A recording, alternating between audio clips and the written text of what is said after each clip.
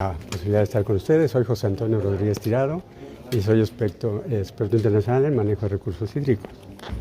Y pues cuéntanos la situación que nos están ya delineando las autoridades en cuanto al uso moderado del agua en la Ciudad de México sobre todo. Bueno, yo creo que hay que partir un poco del contexto natural. Si vemos nuestro país, del centro hacia el norte, 2/3 partes de todo el territorio nacional es árido o semiárido. Si vemos el mapamundi, estamos en la zona de desiertos. Entonces, de entrada hay muy poquita agua. Aunque no hubiera ningún habitante, hay muy poquita agua. Entonces, eso nos obliga a un uso muy eficiente del agua. Por supuesto, necesitamos también incorporar nuevos caudales de abastecimiento a las ciudades y necesitamos hacer un uso muy eficiente del agua. El tema de incorporar nuevos caudales a las ciudades es muy importante. Si entre nosotros decidiéramos ahorita que vamos a incorporar una nueva fuente de abastecimiento, en lo que hacemos los estudios preliminares, los anteproyectos, los proyectos, la construcción, nos va a llevar 10 años. O sea, para que podamos recibir una gota adicional de una fuente externa, eso llevará 10 años. En el caso de la Ciudad de México y prácticamente todas las ciudades del país, para mí una de las situaciones más graves es que los acuíferos, que son las fuentes subterráneas de abastecimiento, se formaron a lo largo de siglos, pero estamos extrayendo más agua de la que se infiltra. Entonces, mientras estamos hablando nosotros, el nivel del agua en el subsuelo va bajando. Es un patrimonio que se generó a través de siglos, pero lo estamos perdiendo. Entonces necesitamos, por supuesto, recuperarlo, necesitamos recuperar nuestros ríos que eran motivo de orgullo de nuestros abuelos, pues ahora son drenajes a cielo abierto, ¿no? Entonces no es lógico tirar cualquier cantidad de sustancias en los ríos, que no se preserven. Necesitamos trabajar muy fuerte, necesitamos colocar el tema del agua de manera prioritaria en la agenda política, en la agenda económica y en la agenda social. 1 de cada 3 habitantes en el medio urbano recibe agua y saneamiento de manera intermitente, o sea, no lo recibe las 24 horas del día, y 2 de 3, que es una cifra muy alarmante, en el medio rural no reciben servicios de agua y saneamiento de manera continua. Entonces el agua debe estar como una prioridad muy, pero muy alta.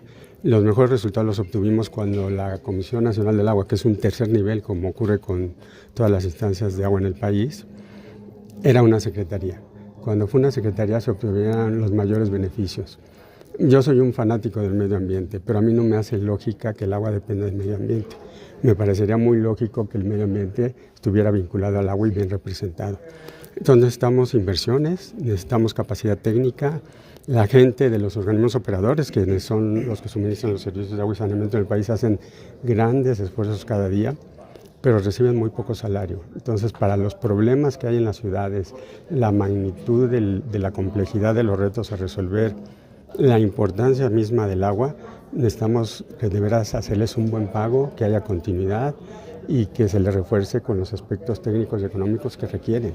Hace unos días vinieron aquí a la Cámara de Diputados, integrantes del Instituto de Investigación del Agua. Entonces ellos, para su instituto, que es muy importante, pues sí pintan un panorama muy negro, pues porque aparte los quieren desaparecer con estas propuestas de la desaparición de órganos autónomos. Entonces decía que si estas investigaciones todavía se va a complicar más la situación, porque no hay quien vigile la calidad del agua, cómo viene. Y también preguntarte si en tu experiencia la ley de aguas nacionales es un obstáculo para que los gobiernos de cada estado puedan manejar sus aguas. Bueno, aquí algo muy importante es que el agua es propiedad de todos. El agua es propiedad de todos los habitantes y el agua se otorga muy claramente, se establece en la ley, mediante un sistema de concesiones. Si no hay disponibilidad de agua, que es lo que publica, entre otras cosas, la Comisión Nacional del Agua, no se puede otorgar una concesión. El uso público urbano tiene preferencia y entonces la ley de aguas nacionales como tal es una ley muy buena. Es una ley que se ha usado como modelo en muchos otros países. El punto es la implementación, que con agua se refuerce y tengan los funcionarios que vayan y verifiquen que las ciudades, las industrias, los suelos agrícolas cuenten con su título, que cuenten con los pozos autorizados y que no están extrayendo más agua de la que se les autoriza. El esquema está muy claro. que verifiquen también que las descargas que se hacen a los ríos cumplan con la normatividad que existe, que es buena y que es muy, muy bien hecha. Yo creo que el tema de la ley de agua industrial me parece una ley muy, pero muy buena. El problema es la implementación. El punto que vamos a tratar ahorita es el derecho humano al agua y saneamiento, que se estableció pues, por la ONU y México lo tomó, y desde hace algunos años se estableció que se debe reglamentar. Eso es importante, pero es importante reglamentar a partir del análisis de las fallas que existen. Yo les decía, por ejemplo, de los bajos salarios, les decía que no tienen realmente posibilidad de opinión. En muchas ocasiones se pone gente improvisada en esos cargos. Yo pregunto, si ustedes tuvieran una empresa, ¿no buscarían tener a la gente más capaz para que pueda proporcionar el servicio de esa empresa? Imaginen en el tema del agua, en una ciudad o en las ciudades que son tan complejas en su manejo. Entonces, la parte de la reglamentación del derecho humano al agua y al saneamiento, o sea, al tomar el agua, usarla bien, al disponer de ella, al tratarla, al reusarla, debe ser reglamentado y sí debe haber un organismo regulador. Pero ese organismo regulador no debe ser sancionador al principio, debe ser un organismo que apoye a los municipios, que los vaya llevando, que los estados también se involucren de veras. Los estados tienen unas comisiones estatales del agua, pero son tercer nivel, o sea, así no podemos avanzar. Necesitamos poner el agua en otro nivel, necesitamos apoyar a estos municipios para que avancen en la parte tecnológica y en la parte de recursos. ¿Alguna vez se manejó la idea de crear incluso una Secretaría del Agua? Existió. Acuérdense que cuando conseguimos los mejores resultados fue cuando se tenía la Secretaría de Recursos Hidráulicos. Construimos muchas presas que se captan el agua de lluvia y se distribuye después al sector agrícola, a las ciudades, a las industrias. Teníamos muy grandes ingenieros en esa época. Después se unió ahí con la de Agricultura y fue la Secretaría de Agricultura y Recursos Hidráulicos. Se siguieron teniendo avances y después ya se bajó a un tercer nivel, que es la Comisión Nacional del Agua, que depende de la Secretaría de Medio Ambiente para los problemas y retos de este país. De verdad, las secretarías del agua, las comisiones estatales y los organismos operadores, que son las instancias que proporcionan el agua y saneamiento en los municipios y que es su responsabilidad de acuerdo a la Constitución, deben de tener un nivel preponderante. Si no, estamos jugando a nada, estamos jugando a cosas que no nos podemos acostumbrar, de verdad no nos podemos acostumbrar a que haya servicio intermitente, eso no puede ser. Y aquí se están cortando los recursos para las dependencias. Acordate que cortaron este año. Esas cosas no suenan lógicas, porque bueno, todos decimos que el agua es vida, o sea, es vida y vemos que está contaminado el cauce, es vida y vemos que estamos sobreexplotando una fuente milenaria, es vida y vemos que no se trata y reusa. No es lógico lo que se dice con lo que se hace, ¿no? Entonces el agua realmente tiene que colocarse en una prioridad muy, pero muy importante. Entonces el problema aquí es parte climático y parte de políticas erróneas. Parte climático, parte que no se ha apoyado la parte económica, la agenda económica, social y política, el tema del agua, y parte de que no se ha contado con los recursos económicos y técnicos que permitan tener instituciones fuertes.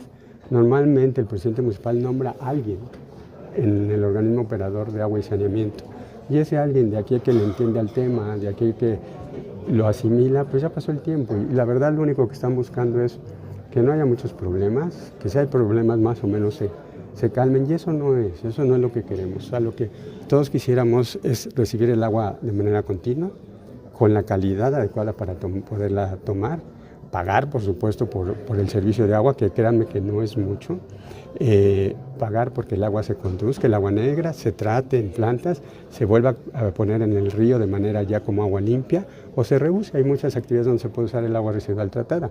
Entonces el esquema es relativamente sencillo, teniendo siempre en cuenta que somos un país árido y semiárido y teniendo en cuenta que nos falta mucho para lograr esa cobertura universal. Entonces tiene que estar a ese nivel, debe de haber continuidad en los planes, en los programas, y no solo eso, deben de hacerse obligatorios. Ya que se estableció que se va a hacer, pues que se impulse. ¿Cómo? Pues mediante leyes, mediante dinero, ya asignando un monto del presupuesto estatal, municipal y federal para los temas del agua, que se exijan cuentas, que se publiquen los resultados, que la gente participe, que la gente sepa cómo se le suministra el servicio de agua. Mucha gente habla de Cuchamala, sí, o sea, Cuchamala es importante, proporciona 25% del agua, pero lo importante está abajo, es el acuífero. Y el acuífero lleva décadas, muchas décadas siendo la principal fuente, y estamos trayendo más de la que se infiltra. Es como una alcancía para fines comparativos a la que le ponemos una unidad de agua, pero les traemos dos. pues estamos perdiendo. ¿Qué porcentaje calculan que tengan estos acuíferos?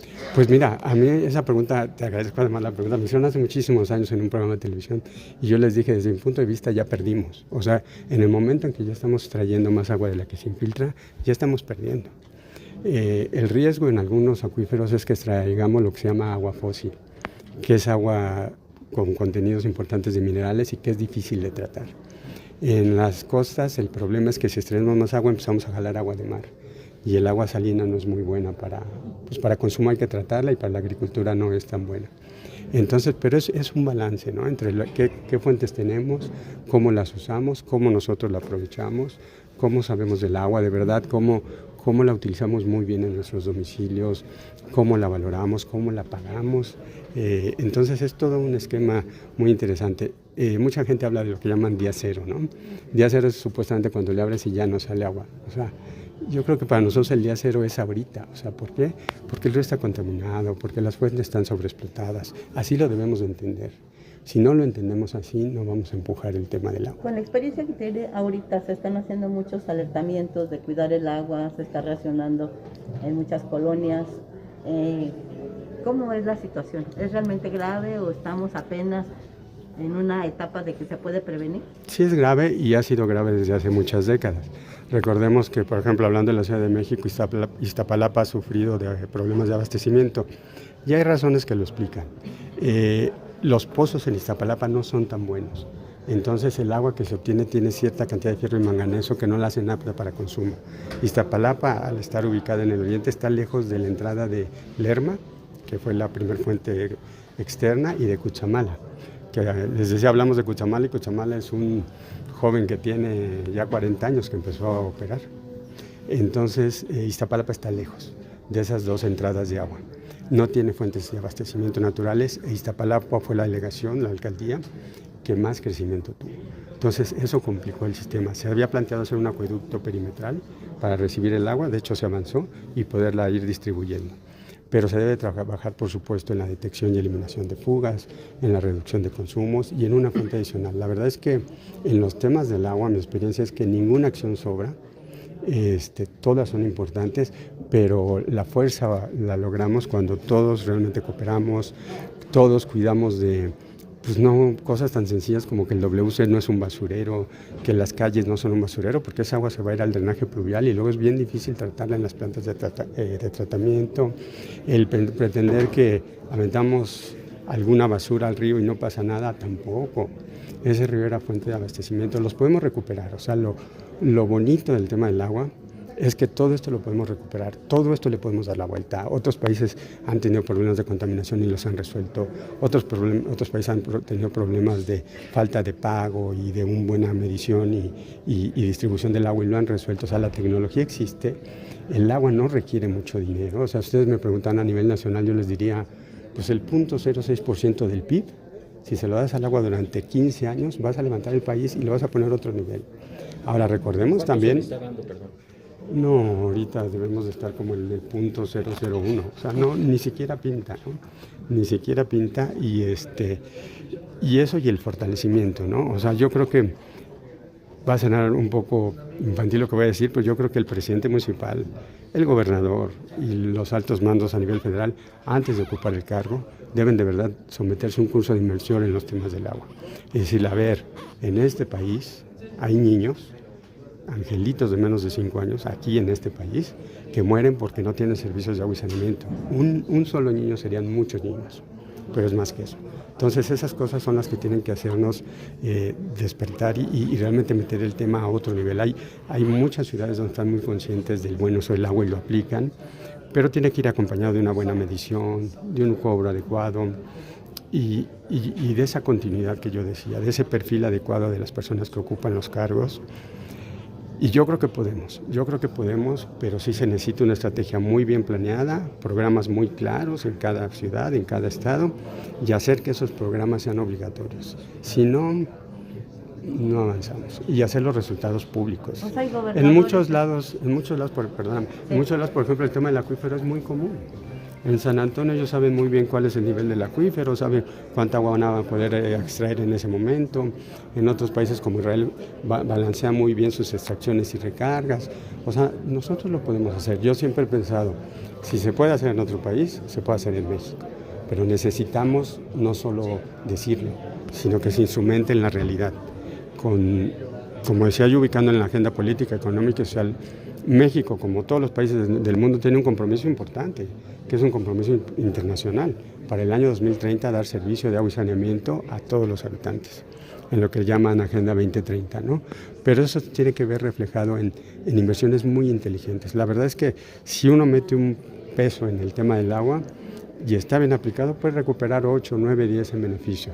Por ejemplo, se dice que por cada peso que no invertíamos en agua, finalmente acabamos invirtiendo 10 en servicios médicos para atender a las personas que se afectan por la falta de agua adecuada o de un saneamiento adecuado. O sea, estamos hablando de cosas muy serias, pero que podemos resolver. Esa es mi experiencia. Sí podemos avanzar, sí podemos resolverlo, pero necesitamos la parte técnica, económica y esos actores clave importantes. ¿Cuántos diálogos están previstos? ¿Cuántos diálogos de Parlamento abierto están previstos? Mira, no conozco muy bien los diálogos. Hoy hay dos. Hoy hay dos, pero en días siguientes habrá más. La verdad, yo fui invitado a participar en el de hoy y con todo gusto lo hago para expresar mis ideas. Pero es importante, ¿no?, que en la Cámara existan los parlamentos, y es importante que de las conclusiones que se emitan se formalicen en acuerdos legislativos y se les dé seguimiento a los mismos. Eso es lo que yo pienso, ¿no? Te comentaba hace rato que sí hay gobernadores futbolistas, hay cantantes, hay... ¿Cómo? ¿Nos regalas tu nombre? Sí, soy el ingeniero José Antonio Rodríguez Tirado, consultor internacional en manejo de recursos hídricos. Muchas gracias. Gracias.